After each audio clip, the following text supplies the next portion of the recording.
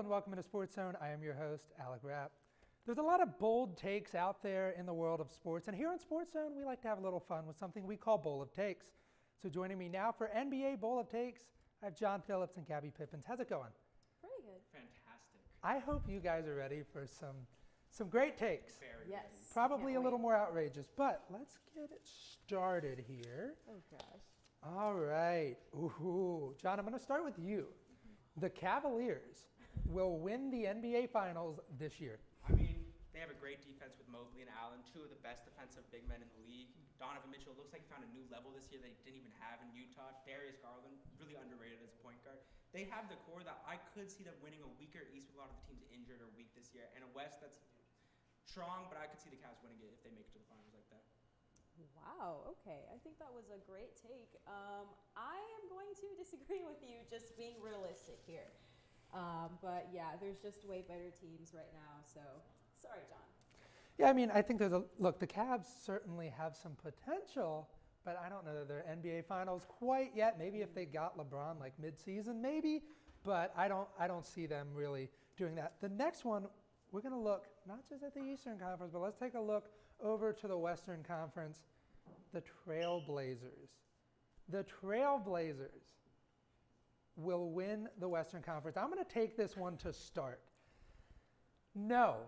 It's a very simple answer, and the answer is no. Yes, you've got Dame.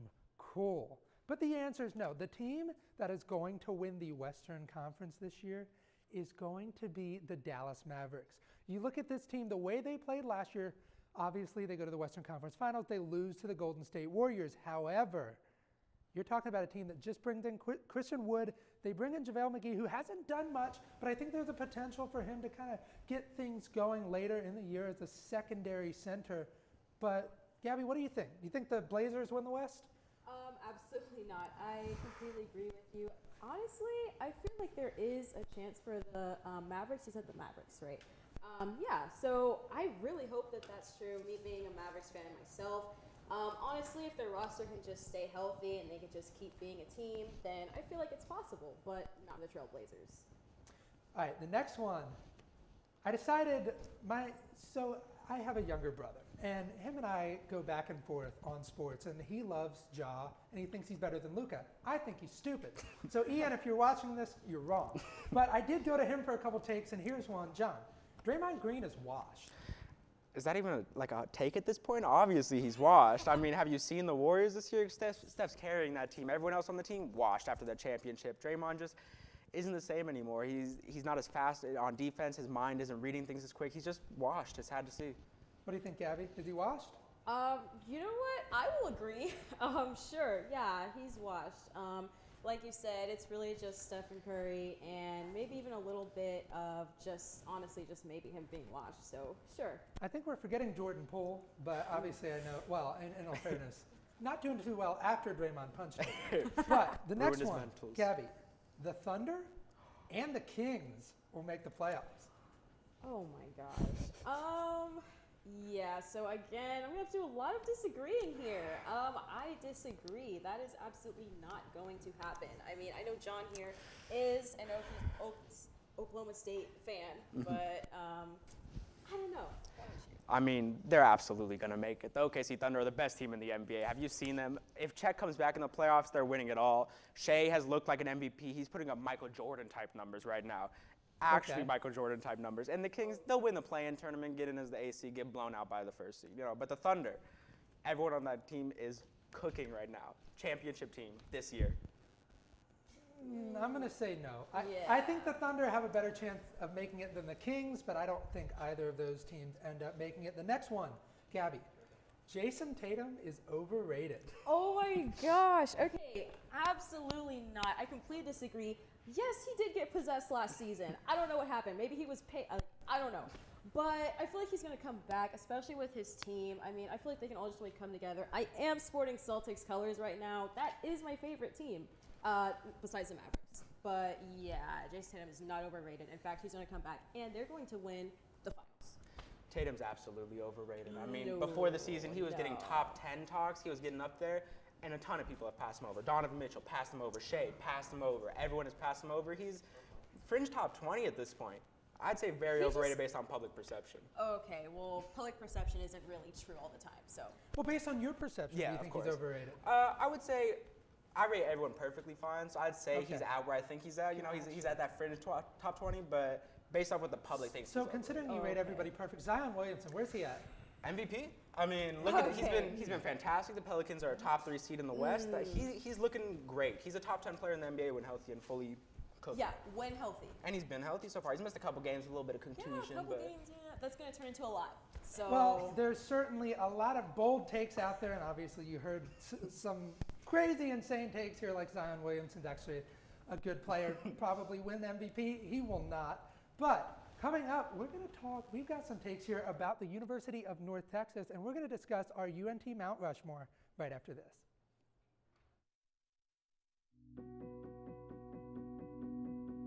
We know what it's like to go to war, to sacrifice for what you believe is right. We know what it's like to be away from our family and to lose our friends. We know what it's like to bravely step forward. We see those who are redefining what it means to serve, what it means to be a patriot, and what it means to be a hero, to selflessly serve our communities, to step up to an unknown situation, and to save lives. From our nation's injured veterans to the faces of courage across America today, we see you. We support you. We salute you. Thank you. Thank you. Thank you. Thank you for your service.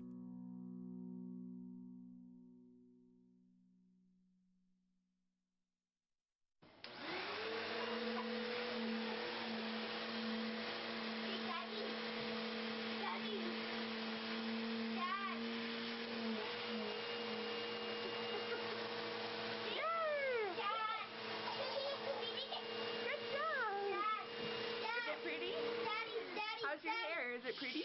Daddy, It's pretty. maybe honestly, maybe honestly,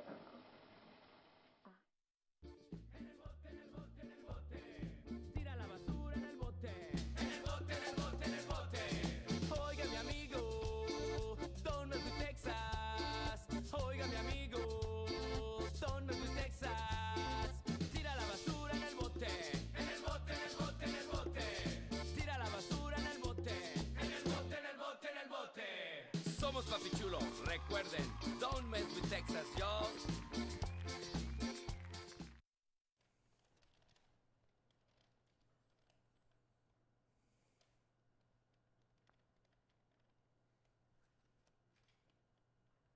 The University of North Texas is home to many legendary athletes and celebrities, and there's a lot of talk who would be on the UNT Mount Rushmore. And joining me now to discuss their Mount Rushmores, I have Kenzie Neely and Parker Smith. How's it going? Going Good. pretty good today. Good. All right. Are you guys ready to talk some North Texas everything? I certainly Yes. am. Awesome. All right, Kenzie, I want to start with you. Taking a look at your Mount Rushmore, who do you have and why? So I'm going to start off with Stone Cold Steve Austin. I mean, it's a name that everybody knows. Sorry. It's a name that everybody knows. He's a professional wrestler. He's from the WWE. But here, what he did was he played football. And he was actually the linebacker until a knee injury. And then he became a defensive end. But he did really good then. The fun fact I have about him is while he was going to school in Denton, he was training in Dallas for wrestling. So that's how he started wrestling all along. But yeah, so Dr. Phil, Brian Walters, an amazing football player. He won Man of the Year. He did amazing here. Dr. Phil, everybody knows Dr. Phil. He got his master's and his PhD here. And then I wanted to go to Phyllis George because she was the first woman who ever talked about sports on live television. So she's the first woman sportscaster ever, and she came from UNT. So I thought that was really cool, and I decided I'd add her onto my list. Parker, let's take a look at yours. Okay, so I have to go back to, Dr. Phil. He has to be on mine as well because Dr. Phil is just, he's a legend, right? You look at it, his show, he just brings on a bunch of degenerate little kids who can talk about their problems that aren't really problems, and we just get amazing memes out of this. Like the girl who's like, oh, catch me outside, how about that? Like, we're not getting that without Dr. Phil. So, I mean, Dr. Phil has to be on every UNT Mount Rushmore. If I don't see him on there, your list is wrong. Next up, got to go back to Stone Cold, right? Stone Cold won 5 WWF crowns or whatever you want to call it, championships. I'm not a big wrestler guy, but you know, he has the titles to back up his dominance in the wrestling world. Not to mention the fact that he is one of 5 Triple Crown winners for WWE as well. So then we're going to go to Mean Joe Green. A lot of people might say that this is a top 3 defensive player in NFL history, not even UNT history. This guy's a legend. 10 Pro Bowl appearances. Mean Joe Green, one of the best defensive linemen of all time. And then for my last slot, I got to go to a combination of Mark Followill and Jeff Skin Wade. They represent for the UNT broadcast department here at UNT. I mean, those two guys, you go on any single Mavericks home broadcast or away broadcast that's not on, you know, TNT, ESPN, and you'll see these guys talking about our hometown Mavericks. So they have to be on my 4th slot. I mean, obviously we've mentioned 2 broadcasting, well, 3 technically if you count Jeff and Mark Followill. There's been so many great sports broadcasters to come out of this school. I'm going to take a look at mine. So I want to start with somebody, it's a name that everybody might not know. It's Abner Haynes. So Abner Haynes was a trailblazer here at the University of North Texas. Him and Dr. Leon King, they have the Unity Plaza over by Apogee Stadium. The first African-American athletes to infiltrate and go to a four-year university football program in the state of Texas. Kind of like the Jackie Robinson almost of college football. Very, very much so. And he did it here at the University of North Texas. This is a legend not only here, but also with the Kansas City Chiefs. He played for the Dallas Texans, who are in the AFL, went up to Kansas City. His number 28, is retired here at North Texas and with the Kansas City Chiefs. Next up, it's a little recency bias, but you got to go Hope Troutwine. Hope Troutwine leads in just about every single category you can think of when it comes to softball, whether it's strikeouts, career wins, lowest opponent batting average. She is all over the place, a legend here at North Texas. And a recent champion. Yeah, I mean, look, she went to OU, gets a national championship. I think if North Texas does things right, maybe 30 years down the line we can get her a statue here. Another guy that deserves a statue, Mason Fine, an absolute legend here at the University of North Texas.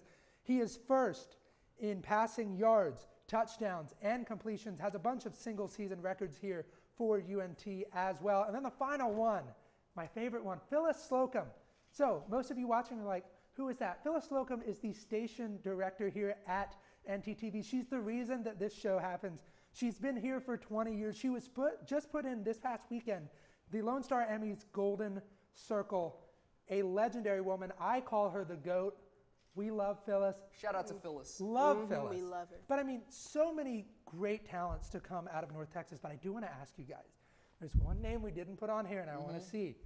Do you think Austin Awney could be up on that list? What do you guys think? He has to, because he's the only 30-year-old college quarterback. You know what I'm saying? I think there's a different list for him, maybe like oldest college quarterbacks, but I don't know if he belongs on no route. No, he belongs. He belongs in the future. We have to extend it to a nice little 5th slot for Austin Awney, just because he's doing stuff.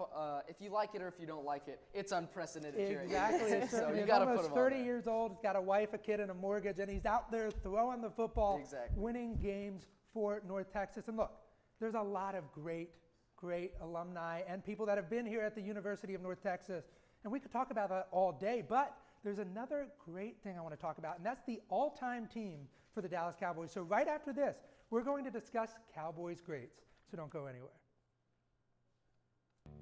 Texas, where our pride, strength, and unity keep our spirits high as we march forward. Showing our pride by saying don't mess with Texas means we all got to step up. Walk the walk, do our part to keep Texas clean and safe. Because after all these years, all these miles, all these traditions, for all of us Texans, including me, Matthew McConaughey, don't mess with Texas means don't litter. What would happen if I had to pick up the phone, call 911 for one of my family members or one of my neighbors? What would I do if no one was on the other end to respond? What if there was no 911? So you can be a part of the solution. Anybody can be a firefighter. Male, female, younger, older. We have school teachers. We have leaders in business. Is me, you, anyone that wants to be. There is no typical firefighter. Your voice, your vote. In our democracy, they matter. and make our community and our country stronger. So make yours count. Get registered, learn the issues, know the candidates, and vote by or on November 3rd. Visit vote411.org for registration and election information. This message is furnished by the National Association of Broadcasters.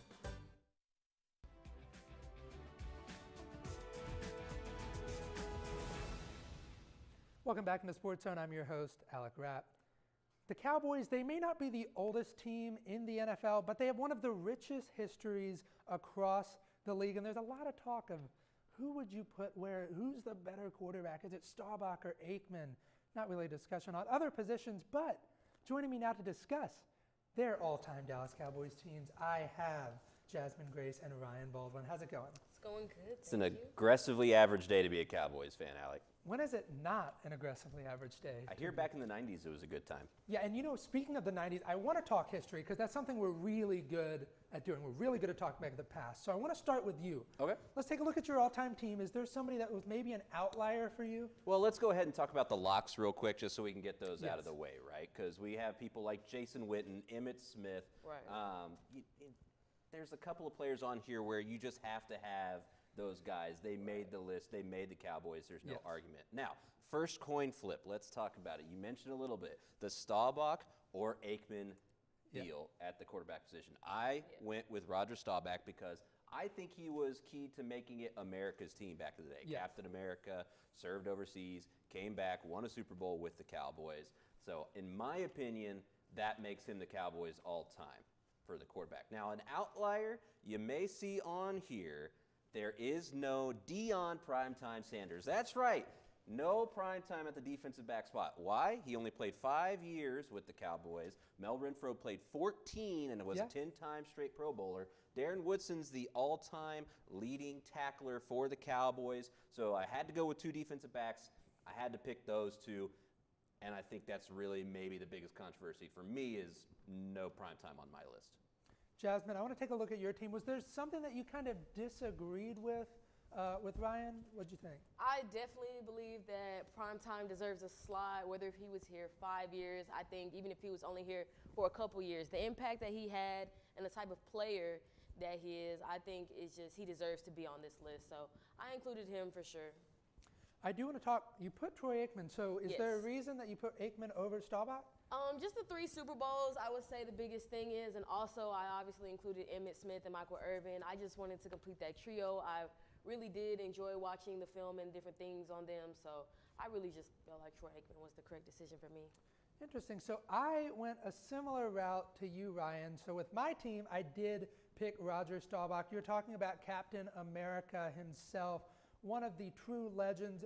He played at the Naval Academy, goes into the Navy for 4 years, comes back, plays football for the Cowboys, wins them a Super Bowl, and of course, you mentioned it, he kind of made the Cowboys America's team. Now, there's one name that you guys didn't mention. I was a little disappointed, but obviously, at defensive back, there's a lot of talent that the Cowboys have had. Everson Walls, that is a guy, so a couple years ago, actually last year, Trayvon Diggs ties the interception record, 11 interceptions. That record for the Cowboys was set by Mr. Everson Walls back in 1982. So I feel like I had to put him on there. Just a great Dallas Cowboy. And of course, you mentioned kind of have your locks, your Jason Witten, your Michael Irvin, Drew Pearson. You get the 88s. However, I put in Bob Hayes. Bullet Bob Hayes, his nickname, one of the first Cowboys wide receivers, the first to don the number 22. I think if I had a return slot, I would definitely put Bullet Bob Hayes in there. But the 88s are so iconic. There's a reason it's the 88 Club. I agree. And I do think, honestly, Des Bryant, in his prime, was a top receiver, not just in the NFL, but in Cowboys history when he was at that level. And, of course, it'll be always part of an infamous little piece of Cowboys history as well. He always will. It's one that we saw multiple times this past weekend because the Cowboys played the Packers, and they just kept showing that clip over and over and over again. But, I mean, he was great that year. 16 touchdowns, set a Cowboys record. Jasmine, I want to go back to something I saw on your list. Okay. Saw a young guy on that list, Mr. Micah Parsons, the legend already, I think. But some might argue it might be a little too soon in year 2. Why'd you put him there? I think the argument is valid. He hasn't exactly proved anything yet. Defensive Rookie of the Year is his only major NFL accolade. So I think that's very valid. I did put him on there strictly because of potential. I think everything that he's going to be is everything that he's going to be. I think he's going to prove himself. I think, maybe a little bit early, but I wouldn't change a thing. I think, just based off what he's shown and the potential that he's shown that he'll have, I think he deserves to be on the list. Ryan, looking at yours, so Jasmine and I kind of went new school, so I had Zach Martin and, of course, Larry Allen. But very quickly, you put an offensive lineman there, Rayfield Wright. What was the thinking there? Well, Rayfield Wright, he's a Hall of Famer, 6-time Pro Bowler, 3-time All-Pro, and 6 straight Pro Bowls as well. He's an offensive lineman that was kind of secondary just because he was playing alongside people like Larry Allen, kind of hard to beat him. Yeah. But in terms of tackles, I think he's going – so I have a guard and a tackle. Obviously, Larry Allen's the guard, one of the most dominant guards. But I needed a tackle. Yeah. And for me, I saw in Jasmine's is Tyron Smith. And Tyron Smith, definitely a Hall of Famer. But if you can only play 8 games a season, that disqualifies you, in my opinion, from an all-time team. And so that's why I went with Rayfield Wright. I mean, obviously, it's a very difficult thing to do. The Cowboys have had so many good players over the last 60-plus years of their history. And speaking of history, coming up next, we're going to look at the best and worst NFL rebrands. So don't go anywhere. Anticipate potential delays for the morning commute. In other news, a recent government report on prescription drug pricing points to corporate Freedom of the press is about your right to know. What are you talking about, man? Look at his stats. It's about your right to be informed. Your right to access all types of information keeps us free as a nation. No. Today, there are real threats to press freedom. Reaching residential areas by... And your right to know about the world around us. Look. Some threats are obvious, some are easy to miss, but they all put our way of life at risk. We must defend against all of these threats, no matter what kind of news is important to you. Justified putting American troops in harm's way? That's a great question. We must protect our right to know before it's too late. Understand the threats. ProtectPressFreedom.org. Honorary Forest Ranger Betty White here, lending a hand to my dear friend Smokey Bear. Because for 75 years, he's only said, Only you can prevent wildfires. But there's a lot more to say. Like if you park your car on tall, dry grass, the hot exhaust pipe can start a wildfire. So keep the animals safe, especially the cute shirtless one. Go to SmokeyBear.com to learn more about wildfire prevention.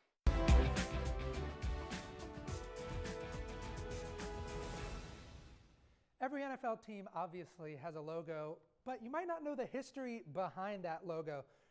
The team, they've made a lot of changes throughout the year, and some of those have been some pretty good changes, and then they've been some pretty bad downgrades. And joining me now to discuss the best and worst NFL logo rebrands, Jeremiah Russo and Mason Shepard. How's it going, guys? It's going great, man. Getting ready to talk some logos. Are you excited? I know I'm excited. Russo, you excited, my man? I feel bad for the teams we're about to obliterate. Like, I'm going to keep it a buck. like what? Don't feel bad for them. They did it to themselves. Like, yeah. What is going on? Well, why don't we go ahead and start with our first logo. Let's go ahead and throw it up there. It's rough, but let's take a look at the Detroit Lions. We look at their history. They're a team that hasn't been good ever. Trash, I mean, Alec. The word you're looking for is trash. I mean, Yeah. just look at this. I could draw a better logo. Oh, like, wow. come on now. Like, I don't know what happened in 1960 where they said, hey, let's do a contest. Grab your 5-year-old kid and draw a little logo, and that's what we're going to go with. Bro, you're insulting the 5-year-olds of America. Hey, especially bro, the 5-year-olds of 1962. All right, Lions fans, let me talk to you. What is Let this? me talk to you as well. Let us Come all on. talk to you. What is this? Good God. I mean, this is not good. You know, this is something Don't as a try to northerner. defend This reminds me of Food Lion. It's a grocery store up north. It's really not that good, just like the Detroit Lions. Very much so. But I think this is a much better logo. It's a nice blue.